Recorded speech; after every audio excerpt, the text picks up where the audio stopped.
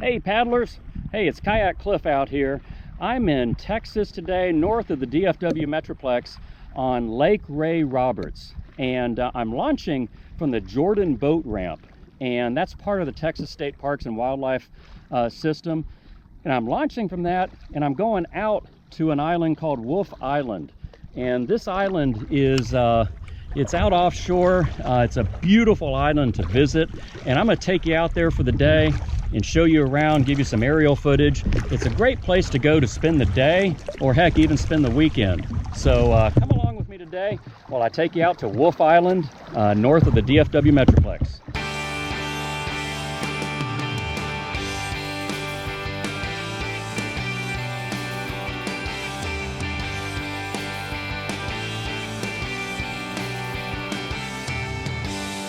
Lake Ray Roberts is a 29,000 acre lake and is about 10 miles north of Denton, Texas. We're going to launch from the Jordan Unit boat launch in Pilot Point on the eastern side of the lake. The below ramp address will come up in your Maps app for easy directions. After launching, we will take about a 6-mile paddle out to and around Wolf Island, one of my favorite local paddling destinations in the DFW Metroplex. This is an open water paddle, so make sure you consult the weather and wind forecast beforehand. On a nice spring, summer, fall, or even mild winter day, this paddle will hit the spot. You can either launch from the ramp if the traffic is light, or from the abundant sandy shoreline to the right of the ramp. Today, I'm paddling the Oru Kayak Bay model. This is a 28-pound, 12-foot performance touring kayak that folds together in just 5 minutes. Check out my affiliate link to Oru's website if you'd like to learn more or even purchase one. Well, out in front of us is Wolf Island. Let's get this journey started. Hey, we just left the ramp. We're heading out to Wolf Island. It's about a 1.4 to 1.5 mile paddle out there. There you can see right up in front of us is Wolf Island. It's about, I don't know how many acres. It's got to be a 20 or 30 acre island, but it's just fully stocked with deer and all types of wildlife out here. Just a beautiful habitat. I got my buddy Doug out here with me today. He's paddling his Wilderness Ride 115. And I'm in the Oru Bay ST 12-foot touring kayak. I saw a wakeboard boat out in front of me, throwing a monster wake. I wanted to see how my folding Oru Bay performed on these big waves. It did nicely.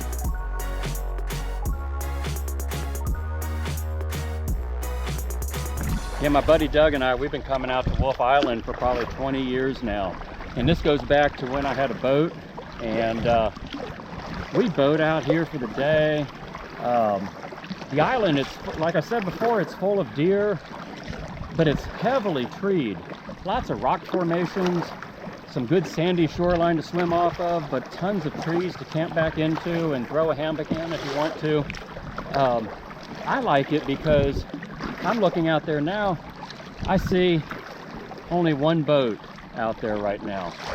When you're out here, you often have the island to yourself, and if it's not to yourself, there might be 2 or 3 other boats out here.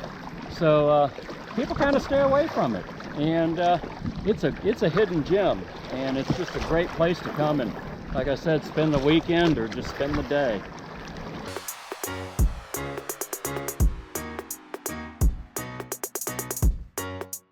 Here we're coming up to the southern tip of the island. This is the first landfall that you make when you get out to Wolf, and real deep water leading up to this southern tip, as you can see with the steep shoreline. Lots of rocks and boulders. If you get off here and take your kayaks up on shore, you hike up in the woods right here, and there's some big rock formations up there to kind of sit on and camp on and have a picnic on. So kind of neat. And when wintertime comes, all the leaves are down. This is a great place to come and hike for the weekend. just tons of things to see. And I again, I'm just guessing, but I think this is a 20-30 acre island. It's you're not going to run out of things to look at here. But I just wanted to give you a little peek of the where you first make landfall on this southern tip. We're going to work our way over on the western side and pull up on shore there and fly the drone around a little bit for you. Just give you a shot of the shoreline as we paddle down the western side of the island. Right here, this is just a slowly tapering off nice sandy bottom on this western shore. So great place for swimming, tying the boat up, anything like that. But not as steep of a drop off as you get on that southern tip that we landed out of at the beginning. It's just a very slowly tapering off sandy shoreline. A few rocks here and there, but just a great place to come and tie the boat up and do some swimming, and even spend the weekend up in those trees. Here we're coming up to our first stop right here. This big post oak on the edge of the shoreline. I've spent a lot of weekends under this thing. A lot of good shade during the day, and that's important here in Texas, especially if you're out in the summer like we are right now. It's Labor Day weekend, but we're still up in the upper 90s. So we're going to pull up here. I'm going to fly the drone around for you a little bit, and we're going to take a little swim.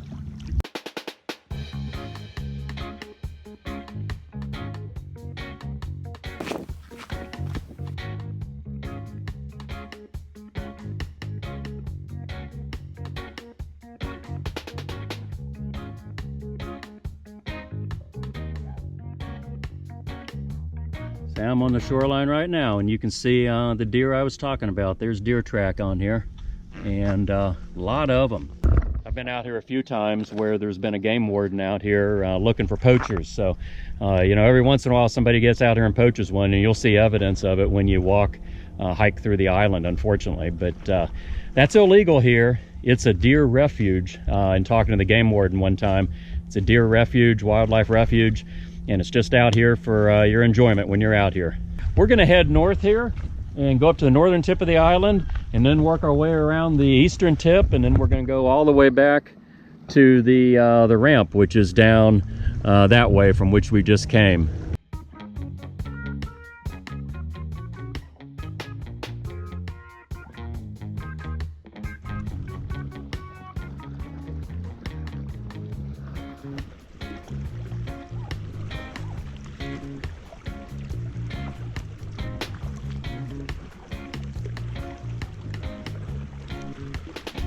As you approach the northern side, you enter into a bunch of flooded timber. From here and eastward throughout the rest of the lake, there's tons of flooded timber to explore and paddle around. Wow, I just saw a bald eagle take off. I couldn't get the camera out, the one with the zoom on it, and get a photo of it, but boy, they're coming back, and it sure was beautiful. Now, up here, this is the northern side of the island. Again, tons of trees and accessible shoreline to throw a hammock or even a tent. But on this northern shoreline, if you hike up, there's about 100-foot knoll that you go up. And in the wintertime, if you hike up there and all the leaves are gone, you get a nice panoramic view of the lake. This 28-pound Oru Bay kayak, when even loaded down with my day gear, is such a breeze to pick up and put down on shore while I explore this northern side.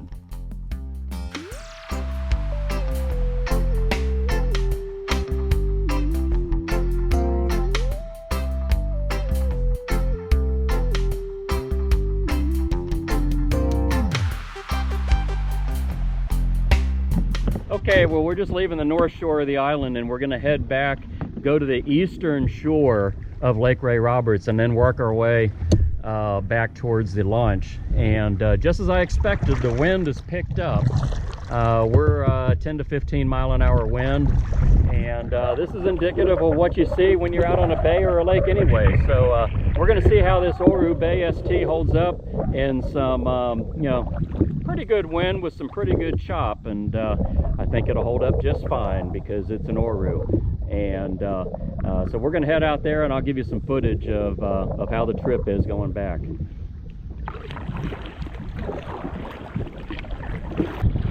this whole northern tip of the island is covered by submerged timber. So if you head out to this northern part of the lake, it's not really a water skiing area, it's a fishing and kayaking and exploring area, because there's a lot of submerged timber, and you can see that we're kind of weaving our way through it right now. Now this is the eastern shoreline of Wolf Island. Not as good of a shoreline for beaching and camping and picnicking. I like the northern, the western, or the southern tips. This side is very, very shallow for a long distance going into it and kind of mucky. But instead of going this way, up the eastern side of Wolf Island, we're going to cut across, like I said earlier, over to the mainland, and then work our way back to the ramp.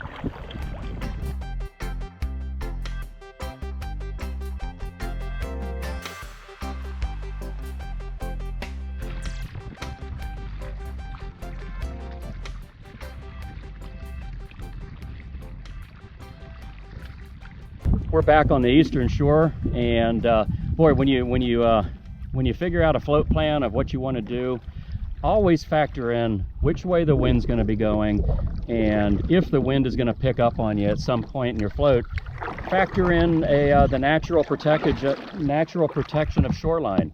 You need to leverage that shoreline, because that shoreline can block the wind for you and give you a heck of a lot better paddle back to your launching point.